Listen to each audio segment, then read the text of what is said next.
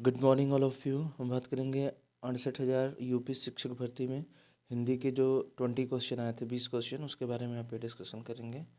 Question number 1 देखते हैं। ये आपका पैराग्राफ दिया गया था। नीचे दिए गए अपठित गद्यांश को ध्यानपूर्वक पढ़कर पूछे गए प्रश्न का उत्तर दीजिए। मनुष्य के लिए साक्षरता की सर्वाधिक आवश्यकता है। निरक्षर व्यक्ति अपना विकास नहीं कर सकता।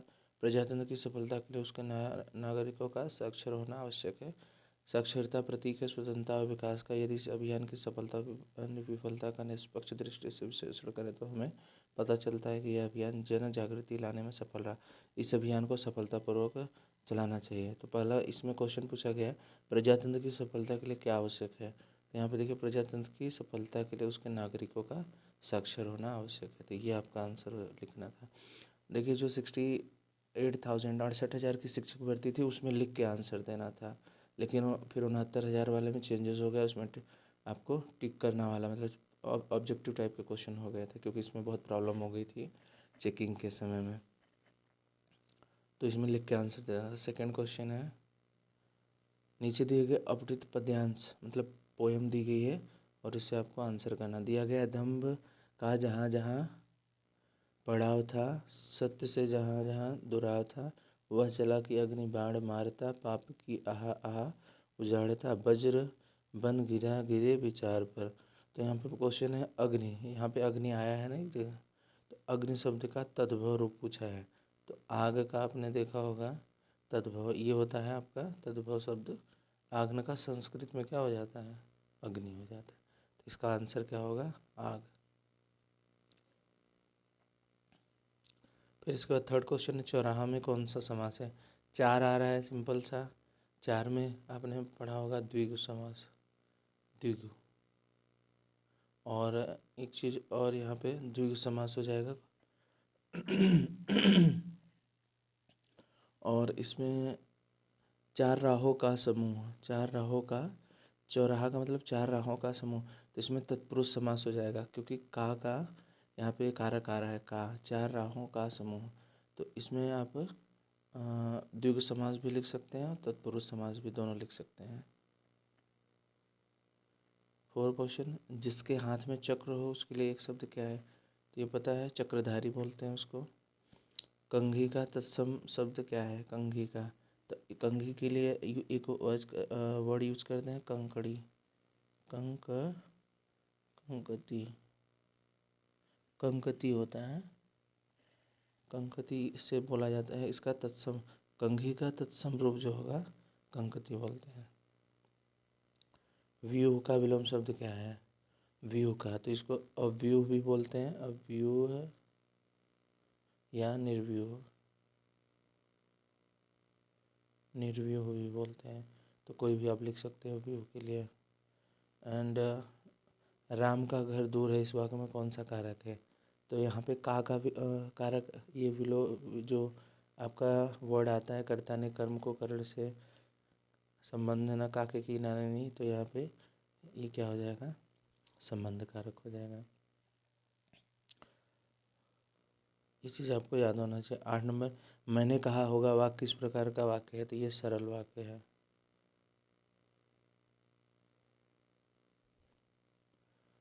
और फिर इसके बाद है, अस कही कुटिल भई उड़े ढाड़ी, मानहो रोष तरंगिनी बाढ़ी।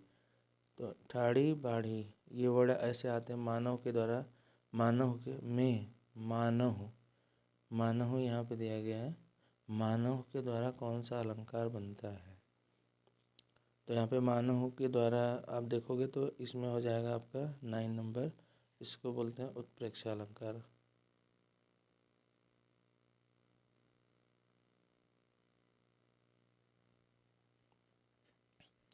ये क्या हो जाएगा, उत्प्रेक्षा अलंकार। फिर इसके बाद आता है, वह अपना सिर खुजलाता है, वाक्य में सकर्मक या अकर्मक कौन सी क्रिया है।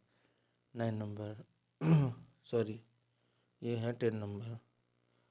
वह अपना सिर खुजलाता है, तो 10 नंबर का हो जाएगा, कौन खुजलाता है, वह। तो ये आपका सकर्मक क्रिया हो जाएगी। वीर रस का स्थायी भाव, ये तो वेरी सिंपल है, इसका वीर का उत्साह होता है, वीर रस का स्थायी भाव उत्साह। एंड उन्मेष में किस उपसर्ग का प्रयोग हुआ है? उन्मेष में, तो इसमें बोला जाता है उत उपसर्ग का प्रयोग हुआ है इसमें, उन्मेष में। जिसके पास तुरंत सोचने की शक्ति हो के लिए एक शब्द, ये वन वर्ड सब्स्टिट्यूशन है, इसके लिए बोला जाता है प्रति। जिसके पास तुरंत सोचने की शक्ति, इसको बोलते हैं प्रति उत्पन्न मति। इसको ये वर्ड के नाम से ज़्यादा प्रति उत्पन्न मति बोलते हैं। और इसके बाद है संस्कार शब्द में कौन सा उपसर्ग है? संस्कार शब्द में तो इसमें सम उपसर्ग होता है, इसमें सम उपसर्ग होता है। सृष्टि का तद्भव शब्द क्या है? सृष्टि का, तो इसका सृष्टि का तद्भव शब्द होता है सोठ। क्या होता है? सोठ। फिर इसके बाद है मुझसे उठा नहीं गया वाक्य में कौन सा वाच्य है? तो ये होता है भाववाच्य। क्या होता है? भाववाच्य। पर्वत के ऊपर की समतल भूमि वाक्य के लिए एक शब्द क्या होगा?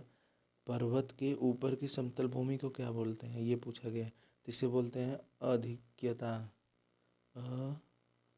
अधित्यका, अधिक्यता, इसको अधिक्यता बोलते हैं। लिखावट शब्द के लिए किस प्रकार का प्रत्यय सिंपल है? आवट। जो लास्ट में प्रत्यय क्या होता है? जो लास्ट में जुड़ता है, मतलब किसी शब्द के लास्ट में जुड़ता है तो आपका प्रत्यय कहलाता है। 19 नंबर देखें, काला सागर में कौन सी संज्ञा है? 19, तो ये है किसी स्पेशल, काला सागर जो है किसी स्पेशल नाम को रिप्रेजेंट कर रहा है, किसी स्पेशल सागर को रिप्रेजेंट कर रहा है, इसलिए व्यक्तिवाचक संज्ञा होगी, व्यक्तिवाचक संज्ञा। प्रधानमंत्री में कौन सा समास है? प्रधानमंत्री में कौन सा समास है? तो एक तो पहला, प्रधानमंत्री का मतलब किसी भी, न तो पहला वर्ड न तो दूसरा, एक सिंपल किसी तीसरे को रिप्रेजेंट कर रहा है। जैसे मान लीजिए इस समय नरेंद्र मोदी हैं प्रधानमंत्री, तो ये तीसरे, जब भी दोनों वर्ड मिलकर तो किसी तीसरी चीज़ को रिप्रेजेंट करते हैं तो वहाँ पे बहुब्रीहि समास हो जाता है। तो इसमें बहुब्रीहि भी लिख सकते हैं प्रधानमंत्री में। फिर इसके बाद इसमें बहुब्रीहि के अलावा और भी समास चेक करके इसमें देखेंगे क्या क्या। अगर किसी कारक का लोप हुआ है तो इसमें उस तत्पुरुष का भी यूज कर सकते हैं। तो ये थे आपके 20 क्वेश्चन जो कि 68,000 शिक्षक भर्ती में रिटन फॉर्म लिखने वाले एग्ज़ाम में आए हुए थे। इसके बाद हम 1 बाय 1 सभी सब्जेक्ट को वीडियो में डाल दूँगा। अगर वीडियो अच्छा लगा तो लाइक, सब्सक्राइब और शेयर ज़रूर करें, जिससे कि इस टाइप की जितनी भी वीडियो हो आपको, और बेल आइकन जरूर दबा लेना, जिससे आपका नोटिफिकेशन प्रॉपर टाइम पे मिल सके वीडियो डलते ही। ओके।